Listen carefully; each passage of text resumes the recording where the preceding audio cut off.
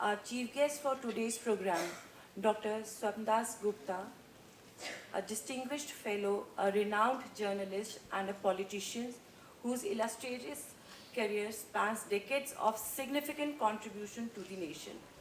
A former member of Rajya Sabha, Dr. Dasgupta has been a prominent voice in shaping the contemporary political discourse.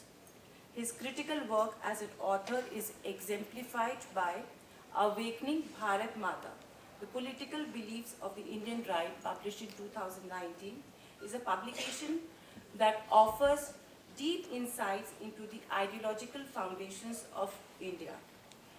Through his political engagements and literary scholarship, Dr. Dasgupta continues to influence debates on nationalism, identity, and democracy in India. Sir, we are truly privileged to have you with us today. Without further delay, I request you to please address the gathering.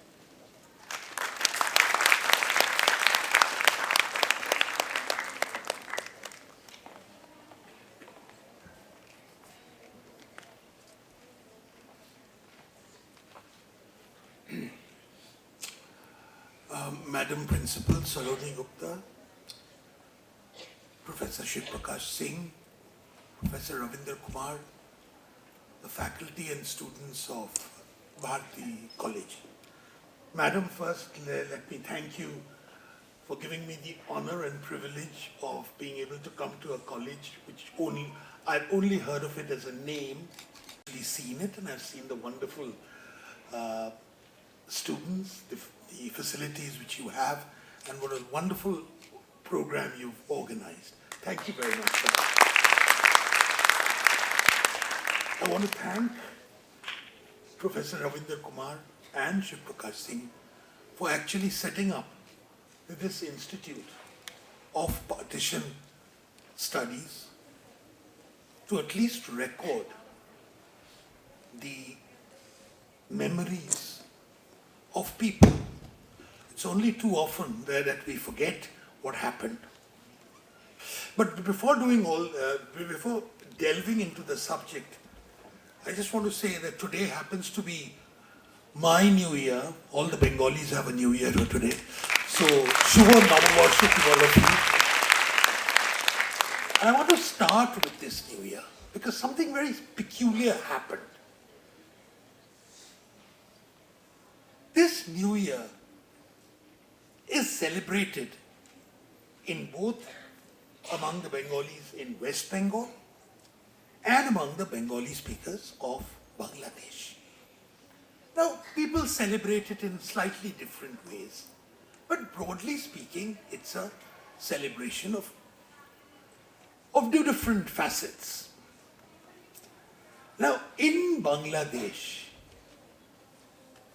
traditionally, when I say traditionally, I mean for the past 20, 25 years, the event was being celebrated as something called Mangal Shubha Yatra. Now I don't think I need to translate that because it's exactly the thing. Today, some people have taken objection to the use of the term Mangal. Mangal, we know it as happiness, goodwill. That's basically what it is. I didn't know that Mangal had any religious connotation. I thought of it as a Sanskrit term which is used all over the country, in India, the subcontinent, in all the civilizations. But not only have they removed Mangal from it, and replaced it with something else which is called Anand Shubha Yatra. Anyway, that's their problem. But they've also said that you can't have the dholak. Now the dholak, if any of you have been to the Durga Pujas which are celebrated around October, you'll know that dholak, that drum, that particular drum beat is very much a defining feature of that. Now they've said drum beat has to be removed. Then another facet of Bengal which is very common is the use of the owl. You know, Bengalis love that little owl. It's very quaint, Lakshmika, Bharati, but it has other meanings too. The owl also banished. I don't think any one of them did the Saraswati because that too would have been banished. But what is happening is very, very interesting. What you're seeing is that how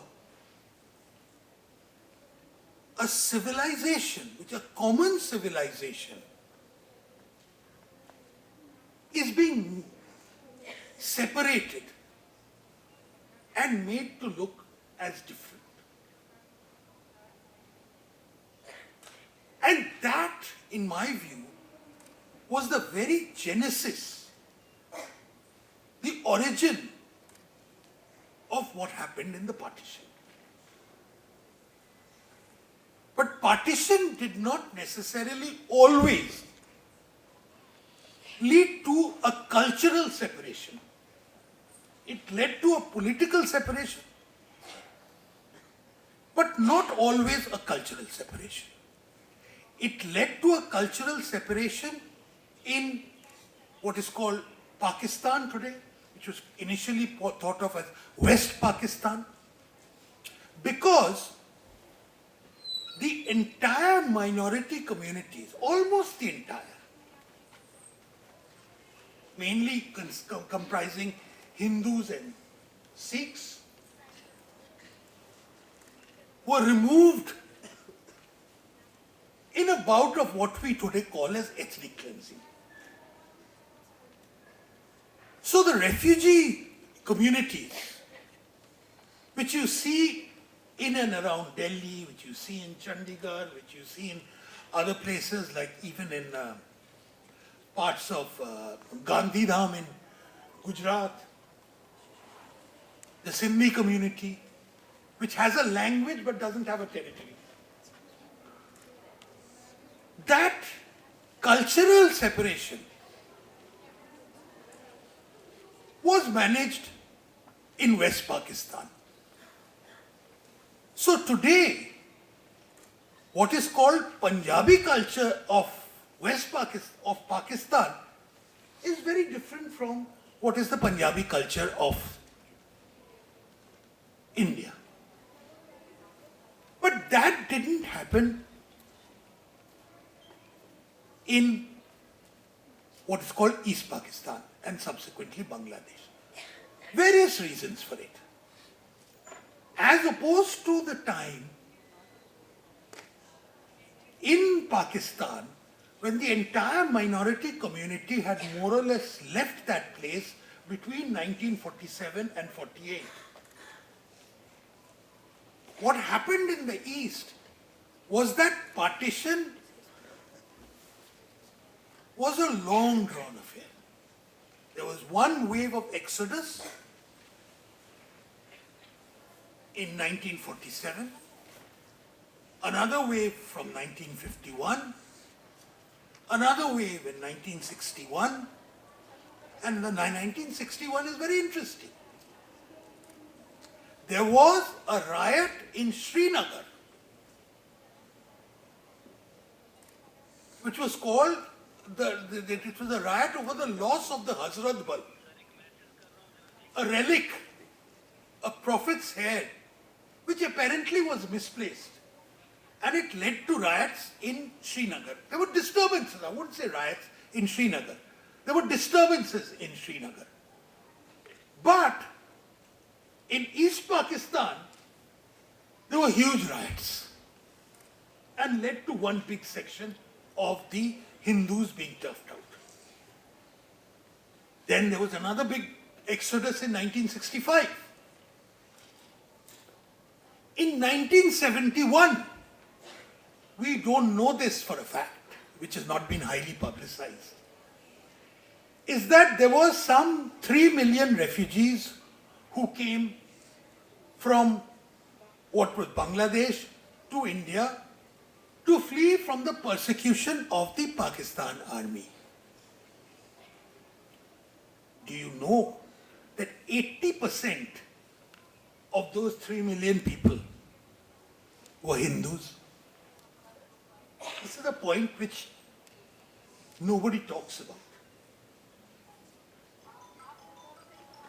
And only about 20-25% went back. The rest here are there as acknowledged or unacknowledged refugees. And this pattern, again in the 1990s, went on. So at every point, there is a political disturbance in Bangladesh or earlier Pakistan.